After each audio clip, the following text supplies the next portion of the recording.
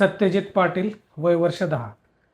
हे आपल्या पेशंटला तुम्ही घेऊन विजिट केलेलं आम्हाला. तर आता कोणत्या त्रासासाठी विजिट केलेलं, त्यानंतर औषध घेतल्यानंतर आता तुम्हाला कसा बदल जाणवतो त्याबद्दल थोडक्यात माहिती सांगा. नमस्कार. मी स्नेहल सुनील पाटील आणि मी कराडवरून आली आहे. Karad, Satara. Satyajit actually by birth corpus callosum agenesis हा प्रॉब्लेम त्याला डिटेक्ट झाला होता. त्याच्यानंतर एक 6 महिन्याचा असल्यानंतर त्याच्या थोडे युरिनरी ब्लॉकेज असल्यामुळे त्याच्या ट्रीटमेंट किंवा सर्जरीज झाल्या होत्या आणि 3 वर्षाच्या असताना त्याच्यानंतर त्याला फिट्स आल्या होत्या. मग त्याच्यासाठी आम्ही बऱ्याच ट्रीटमेंट घेतल्या. परत त्याच्यानंतर त्याचे माइलस्टोन डिले खूप होते. 4 वर्ष झाली तरी तो चालत नव्हता. पण त्यासाठी आम्ही घरगुती किंवा रेफरन्सनी त्याच्या फिजिओथेरपी वगैरे ह्या गोष्टी करून बराच फरक पडला. पण मेंटली जो त्याचा मेन प्रॉब्लेम होता त्याच्यापर्यंत आम्हाला जाता येत नव्हतं किंवा बरेच स्कूल आम्ही चेंज केले की तिथं तो फिट बसत नव्हता. खूप टीचर किंवा स्कूलनी आम्हाला असं रेफर केलं की तुम्ही त्याला स्पेशल चाइल्ड म्हणून ट्रीट करा किंवा तशा स्कूलमध्ये त्याला घाला.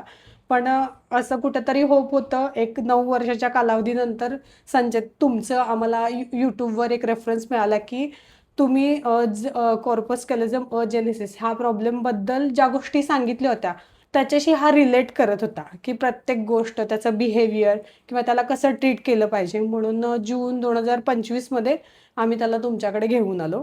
मग आता जवळ एक 8 ते 9 महिन्याच्या कालावधीमध्ये म्हणजे की आम्ही इमॅजिन करू शकत नाही किंवा ज्यांनी त्याला जन्मापासून बघितलेलं आहे अशा लोकांनाही आश्चर्य वाटते की एवढे चेंजेस एवढ्या दिवसांमध्ये कसे झाले.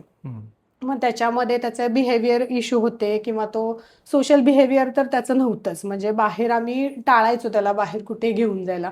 स्कूल प्रॉब्लेम होता, नंबर त्याला रेकग्नाइज होत नव्हते, लेटर्स रेकग्नाइज होत नव्हते, कलर्स रेकग्नाइज होत नव्हते किंवा एखादी गोष्ट जर तो करायला लागला तर ती रिपीटेड तेच करायचा.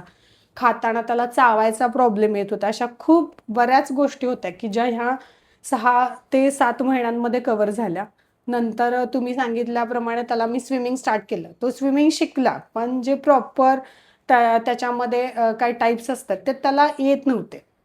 आधी पण मी स्विमिंगसाठी ट्राय केलं होतं पण जस्ट की त्याची एक पाण्याशी ओळख व्हावी म्हणून. पण औषध जसं चालू केलं आहे तुम्ही दिल्याप्रमाणे कन्सिस्टन्सी खूप महत्त्वाची आहे. कधी कधी माझ्याकडून ती मिस होते पण बऱ्याच गोष्टी तो स्विमिंगमध्ये पण आता डेव्हलप करतोय. वेगवेगळे त्याचे फॉर्म शिकतोय.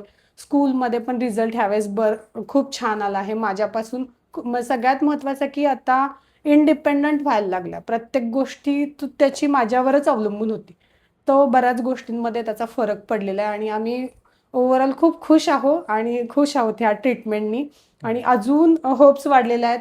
त्याच्याबरोबरचे अजून 3-4 पेशंट आमच्या एरियातले होते त्यांनाही खूप पॉझिटिव्ह बदल आलेले आहेत ॲडव्हान्स होमिओपॅथीमुळे. त्यामुळे मी ॲडव्हान्स होमिओपॅथिक ट्रीटमेंटने कॉर्पस कॅलोझम अजेनेसिस असो, बिहेवियरल डिसऑर्डर असो किंवा ग्रोथ डिसऑर्डर असो, ते सगळ्या गोष्टी व्यवस्थित होतात. हे तुम्ही आता अनुभव घेतल्यानंतर तुम्हाला जाणवलं. जाणवलं. Yes, good, thank you.